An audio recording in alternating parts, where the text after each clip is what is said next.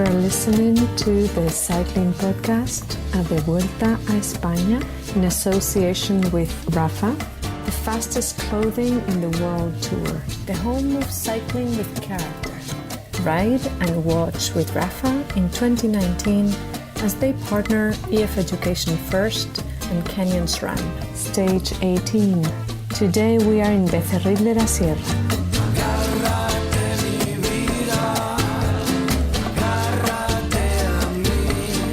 Hello, Daniel. Hello, Rich. How's it going? A bit of a delay there, bit of a delay on the line, but you're sitting beside me.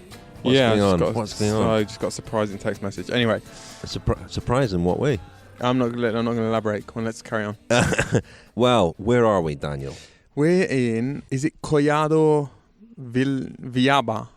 Or well, you tell Collado Mediano. It's one of them. Outside, we're at the foot of the range of mountains that are yesterday called the Sierra de Madrid. It's also called the Sierra de Guadarrama. I was going to say, is it the Guadarrama? Correct. We're about 10 kilometers from today's finish. We're drinking a nice bottle of Mao, which is a Madrid beer, Rich. I don't know if you saw the big brewery. I think it's the main Mao brewery on the sort of northern ring road around Madrid yesterday. Yeah, I mean, as we entered this area, Daniel, I noticed a long, low cloud lifting slowly above the southern horizon, a purple haze above the quivering plain, the first sign of the approaching Sierras. After the monotonous wheat fields, it was like a landfall, the distant coastline of another country. And as I walked, it climbed steadily till it filled half the sky, the immense east-west barrier of the Guadarrama. Hemingway? Laurie Lee. Oh. Did Hemingway spend any time in Spain? Must have. Oh, goodness me. Must have. Oh, wow, yeah.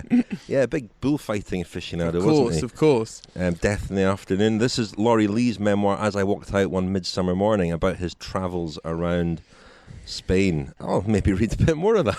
Who knows? Some fascinating stuff in there, and he writes beautifully. Anyway, Daniel, the stage today. Enough chin stroking. Yeah, the stage today didn't live up. It didn't live up to expectations, did it? Or did you find it exciting? Was today a bit of a letdown? No, not at all. I think it was good. I think it was very exciting. Last 60 kilometres. Yeah, well, it was exciting for EF Education First because Sergio Higuita, their 22-year-old, who only signed mid-season, didn't he, for the team? He joined in May, riding his first Grand Tour, and he won the stage. And that is a fantastic story for them because they lost three, not one, not two, but three leaders in this race. So they've been battling on, and not many teams have actually even won stages, really. A lot of World Tour teams going home empty-handed at the moment. So a great result for them and for him. He was part of a 14-man break that was actually started by Remy Cavagna, the Deceuninck-Quick step rider, who was up there in the break yesterday all day. On the Tour de France, did you drive past the big Cavagna furniture factory outside Clermont-Ferrand? No. Which I think is his maybe family. We did. His dad is in the furniture business, and there was a huge Cavagna furniture warehouse just outside Clermont-Ferrand, which I presume is something to do with him. Furniture? Yes. Interesting. Yesterday we learned that Tim de Klerk's father is a singing comedian in Belgium, and I wonder what the parents of other Deceuninck-Quick step riders do. Anyway, Wout Poels was on the attack, so we haven't seen an awful lot of him in this race, but he was quite aggressive fairly early on, and a 14-man break really sort of coalesced around him. Theo Gegenhardt, his teammate, was up there as well. So was Geoffrey Bouchard, the King of the Mountains at the moment. Higuita was there, Tobias Ludvigsen from Groupama FDJ, and Louis Meintjes and Ben King, double stage winner last year, of course, both from Dimension Data. That was a decent-looking group, and as we'll hear later on, they had a good chance of staying away until the guys behind began chasing, and Miguel Angel Lopez in particular was very aggressive, keen to make amends, I suppose, for yesterday and haul himself back onto the podium. Higuita was the only guy to stay away from that breakaway. In fact, he went very early, tackled about 50 kilometres remaining of the stage, so it did really well to hold on for that length of time. And there was a lot of action behind it. I mean, Quintana, having gained 5 minutes yesterday, lost a few minutes today. He was a bit of a loser today, and so was Tadej Pogacar. Pog. I can't say it. Just say Pog. Pog. They both lost a bit of time. So the Higuita was the winner. Primoz Roglic, the red jersey, outsprinted Alejandro Valverde for second, 15 seconds down. They were in a group of 4 with Rafal Majka and Miguel Angel Lopez, who actually just lost a couple of seconds in the run-in. And then it was Frederik Hagen who led in the next little group, which contained Quintana, and it was a minute down on those guys. What an incredible Vuelta he's having, Hagen. Incredible. For a guy who started the year, I remember at the Lotto Soudal training camp in Mallorca, Marc Sargent, the team manager, talking about him and really admitting that they'd taken a complete punt on him. They suspected that he was someone who would go okay in the World Tour. His physical tests suggested he was quite a well-rounded athlete, could do various different things, but they really didn't know. They were quite taken aback at first by how sort of exuberant he was. I think Norwegian riders have a bit of a reputation in the peloton for being quite dur. Well, that's maybe slightly harsh, but not the most sort of effusive characters. And Hagen is quite an extrovert. We're going to hear that later on. He's not Norwegian, is he? He's Danish. No, he's Norwegian. He's Norwegian. Yeah. Why did I have a moment's... It's because the Danish TV crew are always interviewing the Norwegians. Do you know why? Because Scandinavian. No, because the Norwegians can understand Danish perfectly, and vice versa. All right. So they don't even have to translate. Well, we're going to hear from Frederik Hagen a bit later on. Pogacar was in that group as well, and so on GC, I mean, Roglic is in a better position than he was last night because Quintana dropped from second to third. Valverde back up to second, so he's leading the Movistar classification again. Miguel Angel Lopez, decent day for him, moved up one place from 5th to 4th, and Pogacar, I know I say it different every time. No, that's all right. Pog slipped down a place. Good day for Rafal Majka, we'll hear from him as well. He moved up to 6th overall. And James Knox, who was in the break yesterday, slipped down a place. He lost about 4 minutes. He's down to 9th overall. It was Carl Frederik Hagen. It's tough doing the tail of the tapper, isn't it? It is tough now, that's why I try and avoid it. Jeffrey Bouchard is still in the King of Mountains, looks very good for that. The Young Riders jersey is really the most competitive jersey in the entire race, isn't it? Superman has gone ahead of Pogacar, and James Knox is third in that. And today's stage runner, Sergio Higuita, is fourth, but at 27 minutes 52. My goodness, what's going on? What is going on? Oh no, it's all kicking off. Sorry. Can you not even put the sound down on that? Yeah, I will. Sorry. Oh no. Yellow card. Yellow off. Come on. The fastest clothing in the world tour. The home of cycling with Cat. Ride and watch with Rapha in 2019 as they partner EF Education First and Kenyan SRAM. Thank you very much indeed to Rapha for supporting the cycling podcast, as they have done for so long now. And a little reminder that this Sunday is the annual Women's 100 that Rapha organised. We had a cycling podcast Femina Women's 100 last year.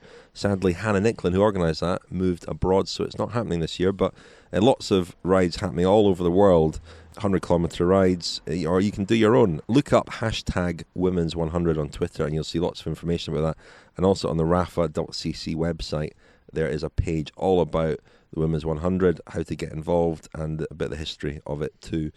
So, Daniel, well, you were obviously bowled over by today's stage. We're going to hear from Orla Chennaoui in a moment, because we were looking back at yesterday's stage and got a bit more reaction from that. But today's stage, it wasn't the last chance, but Roglic, after a wobble yesterday, looked pretty impenetrable today. Yeah, Rog is looking pretty bulletproof, isn't he? Rog the Rock. I enjoy watching him because he's so stoic, and he almost revels in his own sort of uncommunicative nature. He sort of came into the press caravan yesterday, and there was a Spanish journalist there who he's obviously made some kind of connection with, and he actually looked at him and smiled and said, "Hola, amigo." Oh, really? Yeah, it was quite sweet. Yeah, people say, his teammates say he's very funny. I can I asked George Ben about that, and he didn't really confirm that. Different kind of humour. Anyway, Rog, he's riding an incredible race, notwithstanding the absolute cock-up yesterday, which we got a little bit more clarity on today. So as I understand it, Rich, and what I was told by Addy Engels... Well, we're going to hear from Addy Engels a bit later on. Sorry about that, spoiler. But Paulus and Tony Martin were definitely in the front group. So Jumbo-Visma had at least 2 in the front group, and then they effectively had to come back, and it was in the kind of confusion of them coming back and the sort of reorganisation that the gap started to go out. But the Jumbo-Visma DSs were quite critical of Rog. I asked Rog tonight whether he'd sort of held his hand up at dinner and done a big kind of mea culpa in front of his teammates. Please, sir, can I have some more? Well, no, and said, and apologised profusely to his teammates last night over dinner. His response to that was, well, he took a swig of beer. He brought beer into the press room, into the mix zone. I think, to be fair, I think it was a non-alcoholic beer, but he took a beer into the mix zone tonight. Took a swig and said, no, when things like that happen, it's never one person's fault. So kind of not abdicating all responsibility, but suggesting that he wasn't the only one at fault yesterday. That aside, he's ridden an incredible race because he's actually been isolated a fair amount. And well, today, he was isolated intermittently for the sort of 50 kilometres or so. You can say all the leaders were. Yes, yeah, but and he has definitely been helped by. Yesterday he was helped by Astana, which is not necessarily to criticise Astana. Although I did put it to Vino this morning, Alexander Vinokurov, that they'd saved Pogacar yesterday. Pogacar. Oh God, I'm all over the place. Rog, I put it to him that they'd saved Rog yesterday, and he almost punched me. Vino could have landed himself in jail for that. Yeah. Well, I didn't mention the impending possible jail sentence. He has been helped by the different interests of different teams at different times. I mean, even today, Lopez was sort of. Superman. What am I doing? This is terrible. He was riding really to put himself back in the mix, in the shake-up, and it ended up benefiting Rog because it put more time into Quintana. So he has been helped. He's ridden a la Roglic. Lopez definitely ridden a la Lopez. Quintana's ridden a la Quintana, and Valverde's ridden a la Valverde. So if I could go on, but they've all kind of ridden to type, haven't they? I mean, there was excitement last night. Quintana had hauled himself back, and but there was a fear, and I think a lot of riders paid today for their efforts yesterday. I heard Theo Gegenhardt say that yesterday was the hardest stage of the whole race in terms of numbers put out and so on. So that will have taken its toll on a lot of these guys, and maybe not so much Roglic, because I don't think he had to do an awful lot in the end yesterday. No, it was interesting talking to a couple of riders just about their sort of power files yesterday and how it all sort of stacked up and what an unusual day it was, because they simply don't do many days, whether it be in training or in races, where they're on the limit for 4 hours, and I got the sense that a lot of them didn't really have a precedent for that, and consequently they had no idea how they were going to recover from it, because they're used to mountain stages where they're doing sort of threshold efforts for 20 minutes, 30 minutes, 40 minutes at a time, and then there's a bit of respite, and then they go again. Something like yesterday was quite unusual. It was almost like a 3 or 4 hour time trial for some guys. But Valverde, for example, was insistent that he hadn't spent that much energy yesterday, that he'd been in the wheels most of the time. I suppose Rog had been in the wheels as well a lot of the time. Yeah, I think some people definitely, they must have paid for yesterday, mustn't they? Yeah, 2 guys who had good days today, having missed out yesterday, and one of them, Rafal Majka, was very, very angry at the finish yesterday, and it transpired today when we spoke to him at the finish that he was angry really with himself. So grabbed a quick word with him at the finish, and also the aforementioned Carl Frederik Hagen, the revelation really of this race. Let's hear first from Majka and then from Hagen. I'm happy when I stay with my teammates, and it's like, the cycling. Yesterday we lose. I think so it's my fault then, because I should be there, and this 45 guys then should be more easy. And now it's difficult to recover at this position, but I'm so happy then I'm all the time there with the best climbers, and actually today I tried to win the stage, but we try the best. I don't want to bring Nairo and Pogacar with me, then I jump to these 3 guys and I only follow, and in the end, make some change. But we try. It's still one stage and we keep fighting. Everything is happening like yesterday. Then, I feel good. Actually, then 3 days to Madrid. From this Vuelta is really strong, but from yesterday, when it's now close this gap, the Astana, then for sure we don't come in 5 minutes or 6. It's more than 10 minutes. Then then it's also luck for him. But it's Demoz is really strong in this Vuelta, and for sure he's win. Earlier in the race, when you were flying high overall, you're still there. I think. Are you? How did you find today? I felt good. I think everyone's starting getting tired, but I recovered fast, and I was not feeling more tired this morning than yesterday morning. So I also felt I had a lot of energy, and yeah, for me, this is my first year as a pro and first Grand Tour, so to riding with the big boys, the big guys, the world stars, that's really inspiring and gives me motivation. Nice course, great atmosphere, so everything is really nice. Yeah. Do you think some guys paid for their efforts yesterday?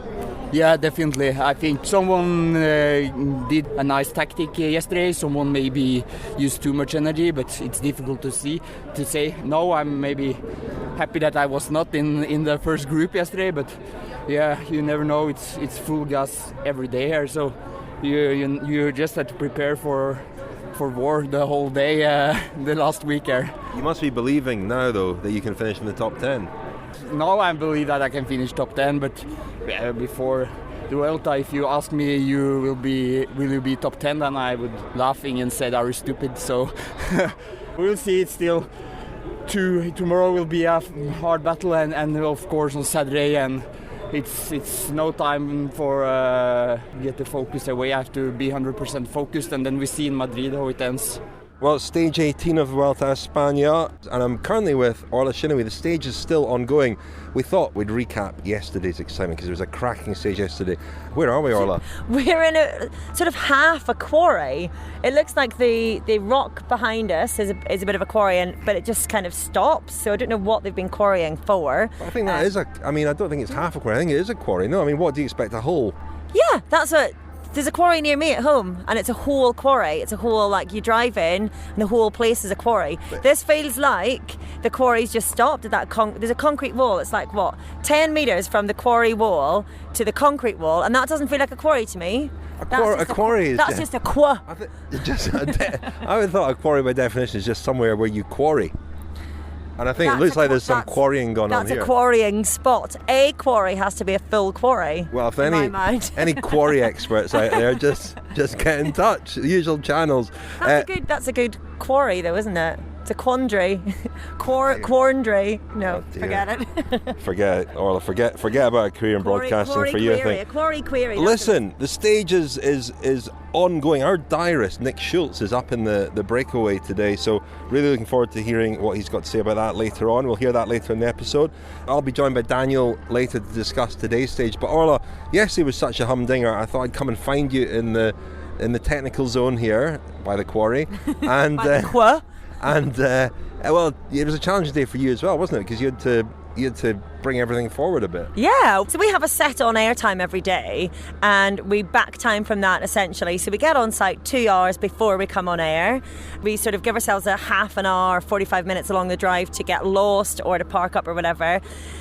And our whole day basically is timed around when we're going on air. So we turned up. I just had my hair and makeup done. I'm ironing my clothes when the producer said, actually, we can come on air, or we've got the world feed 30 minutes early because there's so much happening in the stage. We couldn't come on 30 minutes early because then we've got to contact scheduling back at base. But they were able to get us on air 15 minutes early. So it was a bit of a rush getting on, and it was brilliant to do that because I haven't done that before with Eurosport, coming on air early because there's so much action, and it felt quite thrilling to be able to do that, and it felt like it was a huge stage and one that was worthy of it as well. And then of course the stage finished an hour earlier than we were all expecting, so it was just a bit of a whirlwind of a day, really. Windy. It was windy. It's windy again today actually, but I don't think crosswinds will be the fact today. They're back in the mountains. But it was such an exciting day yesterday, and made all the more so in a way because there was so much of it we didn't see. We didn't see the kind of crucial moments of the race, which were the first few kilometres. And I love stages like that where you're still piecing it together the next day, and hearing different stories from different people about exactly what happened and when it happened. And there's no consensus even now, even from the riders or the sports directors, about who made the move and when and how it happened. We're going to hear from Addy Engels in a moment, the sports director at Jumbo-Visma. They had quite a kind of inquiry/debrief into what happened last night. I spoke also to Rik van Slik this morning, the sports director at Deceuninck-Quick. What's that sign for, Orla? Just the best name, Rik van Slik. I love it. Rik van Slik, yeah. And he's quite slick. He was very good on how that team. And this reminds me a bit of BMC as a team time trial outfit. It didn't seem to matter which riders they had. They were always just really good at that discipline. And with Deceuninck-Quick, it doesn't seem to matter which riders they have in any race. There are things that they do really well, and one of those things is splitting up a race in crosswinds. And they could have a team of 8 different riders in another race and do exactly the same thing. There's something in the DNA. There seems to be, because even James Knox said at the start of the stage yesterday he's not that good in crosswind, so he's going to suffer all day. I mean, he was the first one by all accounts in that team to be putting the pedal down, and he was obviously up there all day. So I don't know what that is. I don't know whether it's a confidence thing, a momentum thing, like an awareness that is part of the DNA of our team, and so we're going to do it, and knowing, I guess, that you can rely on the bulk of your team to be able to do it with you, because there's no point in trying to survive the crosswinds by yourself if you're the only one in the team.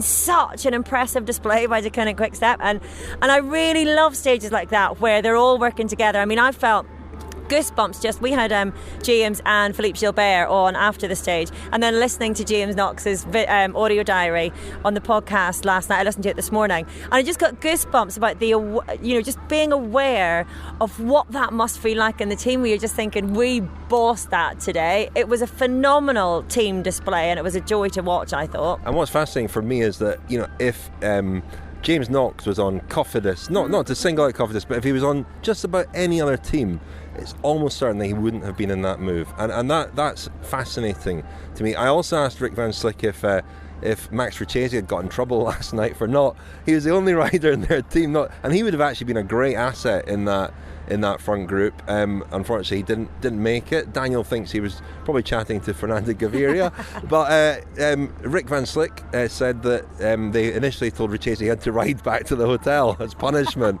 and that he's threatening to get him to clean the bikes and stuff. I think there was a bit of I think it's a measure of that team's success on yesterday's stage that only one rider didn't make it. Phenomenal in the execution of that, but then also in the finale and the way that they finished it off. But it's a stage that we're going to be talking about for a long, long time. And I was very keen this morning to also get the reaction from Jumbo-Visma, who really owe Astana a beer or two, because without Astana chasing, it could have been 10 minutes or so. And I spoke to Addy Engels, their sports director, this morning at the start about what they talked about last night, what he thinks happened. Here's what he said. Just wondered what was said in the team last night. Was there a moment in the stage yesterday where there was panic or concern that the race might be slipping away from Primoz? For sure, a lot of concern, yes, because one moment we were out of control, and you never know which way it's going to go. One moment the gap went over 6 minutes. If the chase cracks, how do you say it? It can go over 10 minutes, and then the race is over. For sure, it was a very stressful day with a lot of concern from start to finish. Were you surprised? I mean, Quick Step very well. You used to ride for them, but were you surprised at how early that move went? Well, yeah, because it actually didn't happen in the crosswind. It was before the crosswind part. So yes, on one hand, yes, but what's even a bigger surprise to me is that there was, because what you see most of the times when there is a split, especially at the stage of 220, one moment in front something gets back together, and then you have new movements, new moves, and now the situation was, I think, after a few hundred meters we had a situation, and it stayed like that until the finish for 220k. But on the other hand, it's something that happened. And we had a good debriefing, and looking back, I think one of the most important things is that for sure Primoz should be in the first 30-40 riders as a race leader, always. In the end, we got away with it. Yes, we had support in the chase in the final, but yes, there was also a lot of support for Nairo in the front. But that's also cycling. Everybody is fighting for their position. Teams are fighting to get their riders into the top 10, into a better position, fighting for podium. So that's how things go, and sometimes it works against you. And yesterday we were lucky that that the chase continued. Well, Addy Engels there, pretty frank in terms of his assessment of where Roglic went wrong, and Roglic did say after the stage that he'd made a mistake, and Engels said, if you're the race leader, you should always be in the first 30 or 40, and difficult to argue with that. And had Roglic been in that front group, it wouldn't have had the same intrigue. He made a mistake, but almost everyone else really ended up making a mistake when you look at, on paper, at the stage results, because I know lots of people are saying that Movistar did the right thing. They've now got 2 and 3, and it was really because Astana did the hard work that Movistar's tactic didn't work. I just don't agree. I don't think Movistar did play it well in the end, because if you look at it, yeah, they've got 2nd and 3rd, but they haven't really eaten into Roglic's time, and they could have done. He could have been under pressure today. He's not really under any more pressure than he was going into the stage yesterday.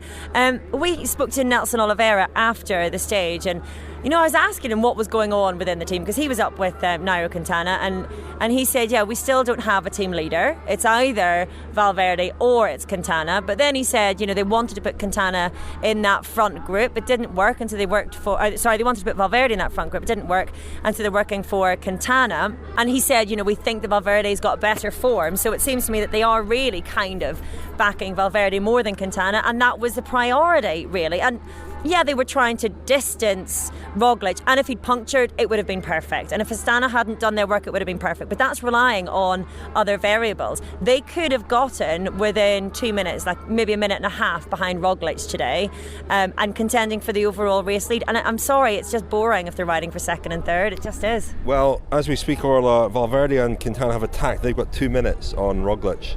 We'll scrap that then. I'm only joking. That's not really happened.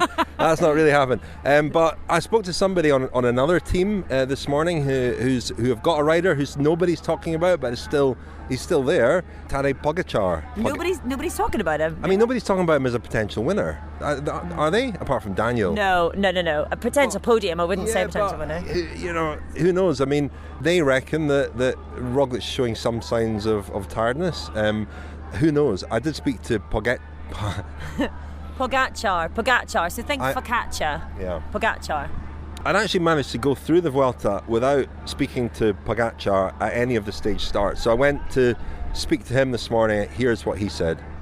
Are you surprised to find yourself in this position with just a few days of the Vuelta remaining? Yeah, I am. I'm still surprised. But yeah, now I'm here, and now I will do everything that I get myself to Madrid in white or even in podium. Do you feel as good, as strong as the guys that you're up against here? I don't know, but I know for sure that we are all a bit tired now. But I feel good, and I hope I can do a good battle. What were your expectations coming into the race? What would your ambitions have been? I went here for just experience and to go day by day, but now I'm one of the GC contenders, and I'm really happy. You can win it. Maybe, I don't know, but I think Roglic is really, really strong. You like bad weather, or you don't mind bad weather? There's some rain forecast the next couple of days. Yeah, I don't mind the bad weather. I always find myself in a good position when it's raining and cold, so yeah. You're hoping for rain? Yeah, for sure, but today is going to be really sunny, I think. Tadej Pogacar there saying hoping for rain in the next couple of days. I don't think you're hoping for rain, are you, Orla? I know when you said this rain forecast for the next 2 days, I basically said, bugger, doesn't suit my outfit choices for the next 2 days. I had planned... Nor Pogacar's, he's in white shorts. Well, I was going to wear a white t-shirt one day, so that's that gone. I was going to wear a miniskirt tomorrow, but yeah, I'll have to rethink that. There are all sorts of things to think about in a Grand Tour. It's not just the racing, Yeah, Pogacar has matched his white jersey with white shorts, which is controversial and could certainly be problematic in the rain. Let's see, shall we? Don't look. Orla, I should let you get back to your day job. Thanks very much for joining us again. Thank you for having me. The Cycling Podcast is supported by Science in Sport. Science in Sport, fueled by science.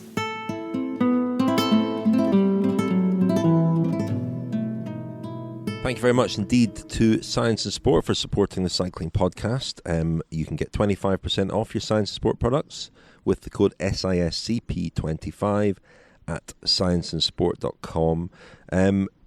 Stacey Snyder's mugs went on sale today and sold out, as they do, very quickly. She did it in 2 batches, both sold out. So lots of money raised for Andy's Man Club and the Bike Project. Thank you very much to everybody who bought one of these beautiful mugs, and hope you enjoy owning them. They should arrive very soon.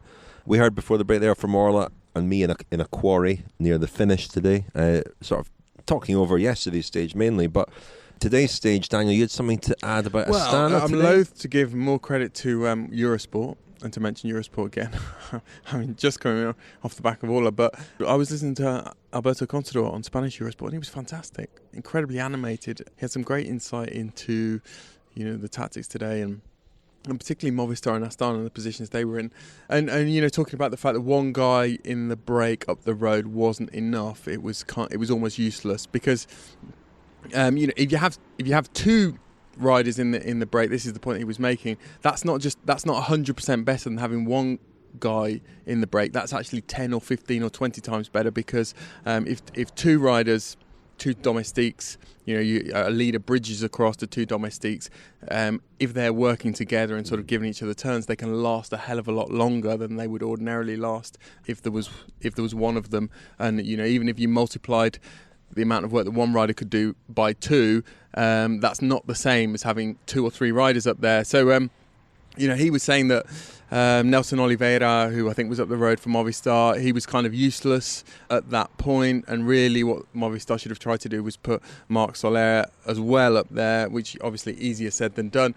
And Superman as well at the finish said that they fought very hard to get multiple guys in the break. They only got 1, and really that wasn't enough. Took a while for the break to go today, so it was obviously hard to get into it in the first place. I mean, I mentioned earlier, what a great result that was for Higuita today, and I spotted him warming up this morning at the start. I didn't see anybody else warming up, but that should have been a sign, shouldn't it? There were lots of celebrations, jubilation really at the finish. One thing I did notice, Rich, as we drove out from the start this morning, we drove under a bridge.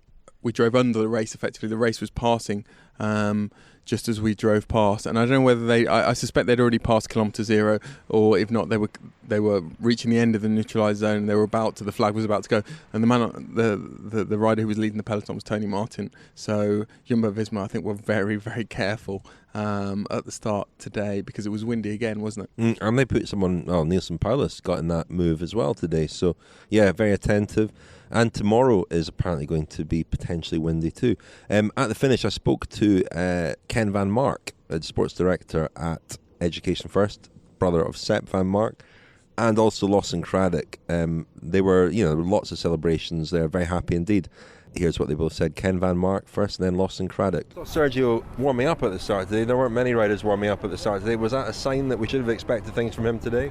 It means that a rider is really motivated when they do that, and he's also one of the guys that really thinks about every detail, and he doesn't want to make mistakes, and he's giving everything. So he really believed that this could have been his day, and after losing a lot of time yesterday, I think he didn't want to let anything get away from him. I mean, to do that, he went very early. Were you concerned that he had a long way to go when he went clear on his own? Yeah, but I think there was no other way to do it. Like, he had to go, because we could see that they were coming really fast from the back, and I think that was the really right moment. He had to go. There was no other option, and just go and looking forward and not looking behind. Some nervous moments in the car the last few kilometers. Yeah, it's really very stressful, and we're shouting and pushing and whatever we can do. Not much, but it was really stressful, especially if it's less than 30 seconds. Okay, you never know, especially with the false flat part in the end, how it's gonna go. No fingernails left now. No. A team effort. I know you've been reduced in number, and there's a small band of you, so it must be extra special. Yeah, for sure. We were all kind of back in the gruppetto, and when we started the descent, that's when Ken came on the radio and kind of broke the news to us, and I think all of us almost started kind of choking up at that moment. It's been a really tough 3 weeks so far with losing our 3 leaders. basically from the get-go. And but I think it's just a true testament to our leadership that we have here with Juanma, with Ken, with Mitch, with the whole team, that we've just been able to keep that fighting spirit, keep that morale high every single day. And we knew that if we just really kept fighting, and that our day has been just incredibly challenging all across the board mentally. It's definitely starting to catch up to a lot of guys in the peloton, and it's not done yet. But I mean, what Sergio did today was just what a legend. What can you tell us about Sergio? He's obviously very talented and very young. What's he like as a teammate? It's been great getting to know him over the last couple of months. I was fortunate to race with him in California and again here, and he fits in really well with the team, and he is very young, and I think there's times that we've forgotten that, just how he kind of holds himself in the structure of the team, and how he holds himself on the bike. So he definitely rides above that, and I think this is really just a sign of things to come. So that was a reaction from the EF Education First Camp. Victory from the jaws of defeat for them, I think. That's a great consolation prize for them. And, yeah, another young Colombian, Higuita. He started the season riding for Mikel Landa's team, the Euskadi Foundation team, and stepped up in May to join the World Tour. And, this is a race where riders, we've seen, with Frederik Hagen, someone we've heard from already, riding his first Grand Tour. James Knox riding his first Grand Tour. Pog riding his first Grand Tour. It is a race where guys like that can make some kind of breakthrough. And let's hear, actually, Daniel, from our diarists, Nick Schultz and James Knox. Nick was up the road today after James had been up the road yesterday. It was his turn to go in the break, and it's the first time we've seen him in a break at the Vuelta. So let's hear what he made of that. First Nick, and then James Knox. Stage 18. Evidently, no one was tired after yesterday. So much the same battle at the start there. Took about 50 odd K after the first Cat 1 climb. I got myself in the move today. There was a group of 12 of us up the road. Worked reasonably well together. Basically just did what we could until they decided from behind that the race was on, and it kicked off. Lopez attacked early, and that basically exploded the race. By that point I'd already been a little bit tailed off the breakaway and was riding pacing myself, riding a solid rhythm, and got caught by Lopez and Freire in the valley between the second last and last climb. Ended up back at the front of the race with a very reduced group. I got pipe quick again after that, and then went back to a group with Mikel and helped him to the line to try and limit some losses and gain a bit of time on some people behind. So yeah, it was another really tough day. Probably the toughest part being that I lost my favourite sunglasses at the top of the first climb. They were in my helmet, and I looked back and they just flew out. I immediately radioed in to the director to see if he could pick them up, but no luck. So yeah, they're very limited edition, those sunglasses. We each get a pair, and I don't think they make them anymore. So I've requested that they try and search all the bus, the truck, and see if there's a spare set kicking around anywhere. Otherwise, I'm just back to the standard shaped sunglasses rather than the retro ones. Another solid day, and again. Tomorrow could be a sprinter's day, but I've heard that there's a bit of wind on the forecast, so we could be in for something a little bit like yesterday. But we shall see. Thanks for listening.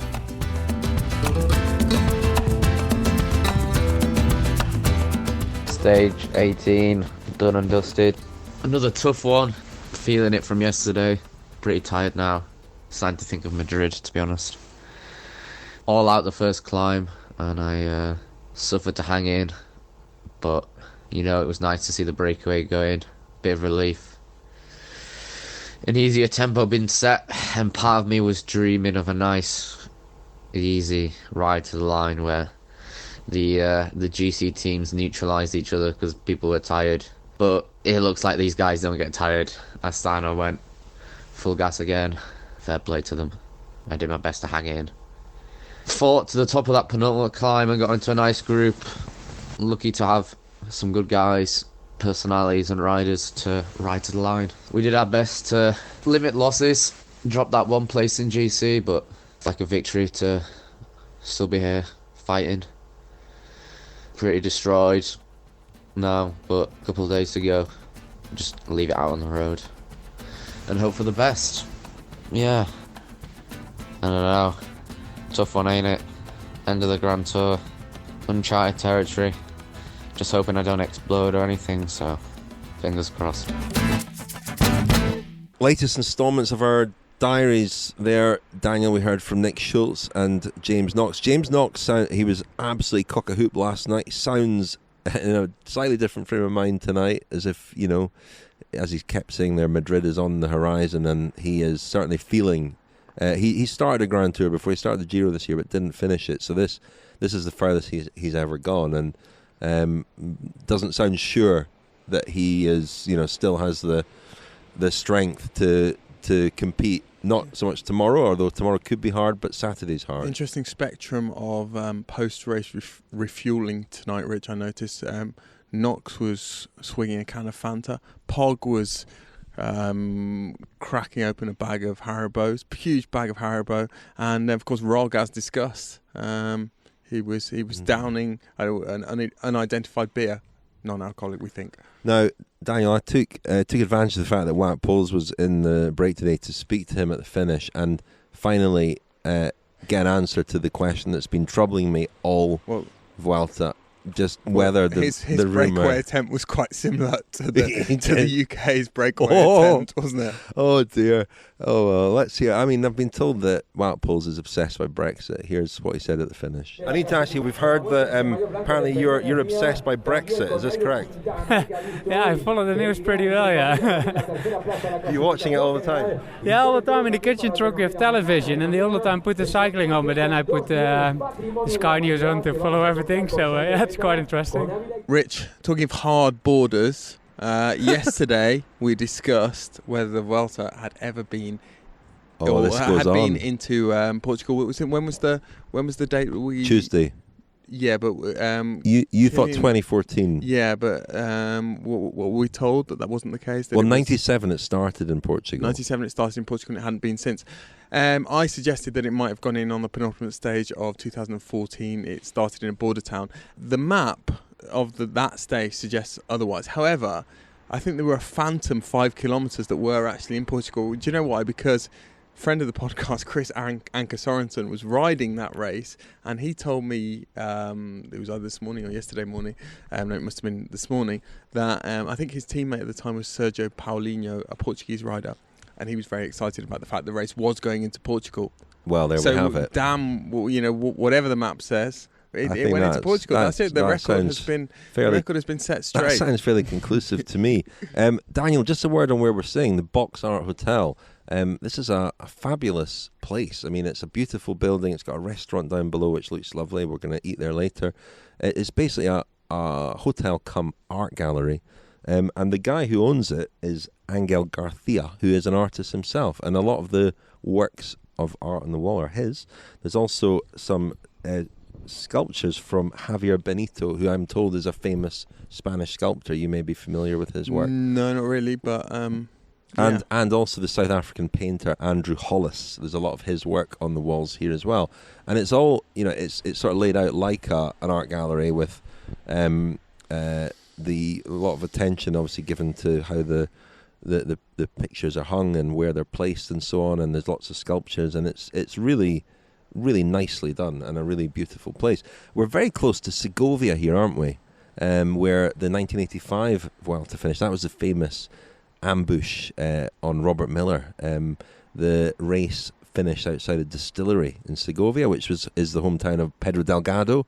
He won the race there, effectively, and it finished outside a distillery. The first place ever to make whiskey in Spain. It started making whiskey there in 1983, I believe.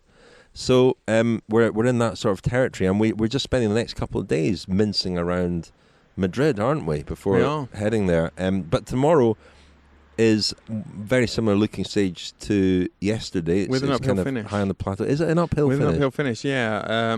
So prior to yesterday's stage, Philippe Gilbert actually thought that his best chance of a stage win between then and the end of the Vuelta was Toledo. So I think the race comes into town, and then I don't know whether it's the last sort of few hundred metres or so, sort of kick up from the river, and there might be quite a tricky finish. Toledo, of course, famous in cycling for being the birthplace of the eagle Federico of Bahamontes, who I'm told is very likely to be at the finish tomorrow. How old is he now? Is he the oldest living Tour de France winner?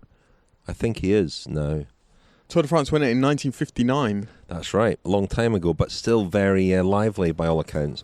Before we go tonight, just a few thank yous to friends of the podcast. Thank you very much for signing up as a friend of the podcast.